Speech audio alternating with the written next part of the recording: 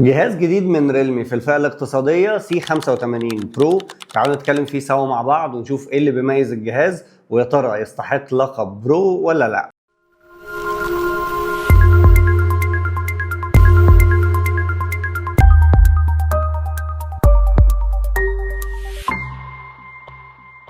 في 2025 شفنا اتجاه الشركات السنة دي في الفئة الاقتصادية بتركز بدرجة كبيرة على الاعتمادية، سواء في البطاريات وسواء في الخامات، لأن خاصة إن الفئة السعرية دي دايما ما بتلاقيش مثلا شركة بتقدم لك جهاز فيه بروسيسور قوي جدا. صعب إن أنت تقول في الفئة السعرية دي إن الجهاز ده فيه بروسيسور عملاق، بروسيسور للجيمنج. صعب إن أنت تلاقي كاميرا مميزة أو فرق كتير عن شركات تانية منافسة، لكن اللعب كله في الحتة دي على الاعتمادية، لأن الأجهزة دي دايما بتقدم تجربة حقيقية. لأن العميل اللي بيبقى جايب الموبايل ده بيبقى بيفكر إن أنا عايز موبايل يستحمل، موبايل بطارية قوية، بيدور على شاحن سريع، بيدور على شبكات، بيدور على واي فاي، ويستحمل أي استخدام شاق وياخد منه أكتر استفادة. ولكن مع نهاية 2025 ريلمي حبت تطور الاعتمادية وقدمت لك موبايل بشهادة قوية، الاي بي 69 برو. والشهاده دي ريلمي بتقول ان هي قويه جدا وهتستحمل درجات حراره عاليه بتوصل ل 100 درجه، ويستحمل اكتر من 36 ليكويد مختلف. وعلشان كده حبيت اعمل تجربه عنيفه بنفسي واشوف الكلام ده صح ولا غلط. تعالوا بينا مع بعض نشوف التجربه ونرجع تاني. مبدئيا كده ريلمي بتقول ان الجهاز ده بيستحمل 32 ليكويد مختلفين. طبعا انا قلت اجرب، عملت تيست كده، قلت اجيب 6 ليكويد مختلفين عباره عن ميه دافيه، بيبس، ميه بصابون، قهوه، زيت، عصير. هنشوف الموبايل هيعمل معانا ايه في الاختبارات دي، ويا ترى هيفضل شغال ولا هيقابله اي مشاكل. عامة يعني خلينا نبدأ كده ايه بالحاجات كده خفيف خفيف لغاية لما نشوف الموبايل هيصمد معانا ولا لا، لان انا بصراحة لغاية اللحظة دي مش متأكد ان هو هيسد ولا مش هيسد. هنبدأ اول اختبار مع بعض ونبدأ كده ايه نعلي الليفل شوية شوية مع بعض. نبدأ بالمية. تبقى مشكلة لو فصل في المية، يعني تبقى أزمة. ده كده الموبايل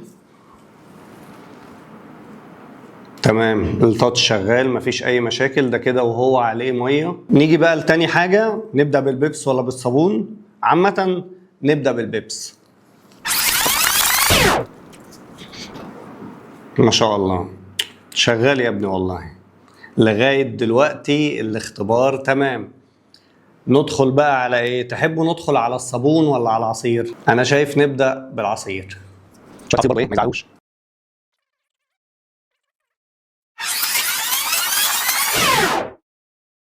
ومن بعد العصير الموبايل برضه لسه شغال. ندخل بقى على الاختبار الرابع، بس قبل الاختبار الرابع نمسح الموبايل كده بشوية المية. ندخل على الزيت ولا ندخل على القهوة ولا ندخل الصابون؟ انا من رأيي خلي الصابون ده في الاخر عشان نديله دش في الاخر ونفوقه. وانا برضو من رأيي نخلي موضوع الزيت للمرة اللي قبل الاخيرة. شوية قهوة كده عشان ايه يظبطوا المزاج برضو.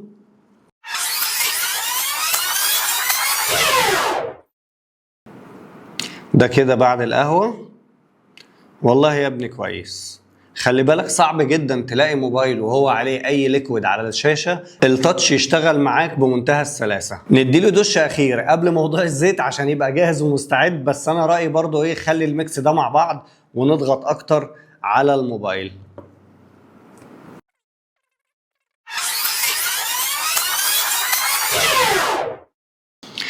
يلا بينا. الله الله، ده كده والدنيا مزيتة والدنيا بص مزروطة على الآخر. والله ما شاء الله، أقسم بالله تجربة محترمة. نيجي بقى تجربة المية والصابون.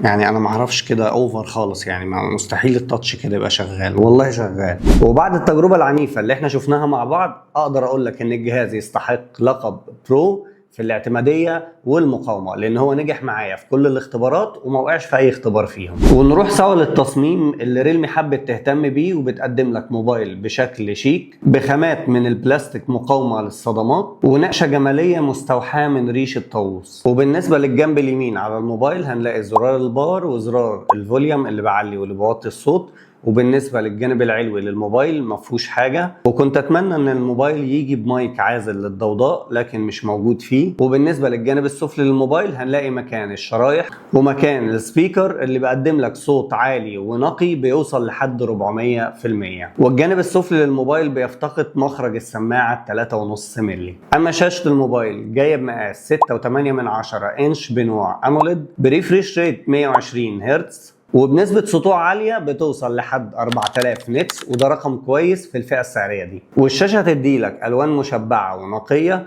ونسبة استحواذ الشاشة يعتبر مقبول، هتستمتع بيها وانت بتشاهد أي محتوى أو بتلعب جيمز. بالنسبة للبروسيسور، الموبايل جاي ببروسيسور سناب دراجون 685 بمعمارية 6 نانومتر. وانا بقول البروسيسور ده هيدي لك ثبات في الاداء، وطبعا ما يعتبرش من اقوى البروسيسورات اللي هي هتبقى موجهه تحديدا للجيمرز، لكن في الاستخدام العام هيدي لك اداء هيبقى مرضي بالنسبه لك. اما الكاميرات جايه بتصميم شيك، وعندك حلقه دائريه RGB هتشتغل معاك في الاشعارات، وجايب كاميرا اساسيه 50 ميجا بكسل بفتحه عدسه 1.8. والنتائج اللي هتاخدها في الكاميرات مع البروسيسور السناب دراجون، انا شايف معالجة الصور طالعة بشكل مقبول، خاصة في الاضاءة الليلية كان قادر ان هو يعمل معالجة للصور ويطلع فيها تفاصيل اوضح. وكاميرا امامية 8 ميجا بكسل، وبالنسبة لتصوير الفيديو فهو بيصور 1080 30 فريم. وطبعا مع الشهادات القوية دي، وخاصة ان الموبايل بينزل لحد 6 متر، فعندك خاصية الاندر ووتر اللي هتقدر تصور بيها تحت المية.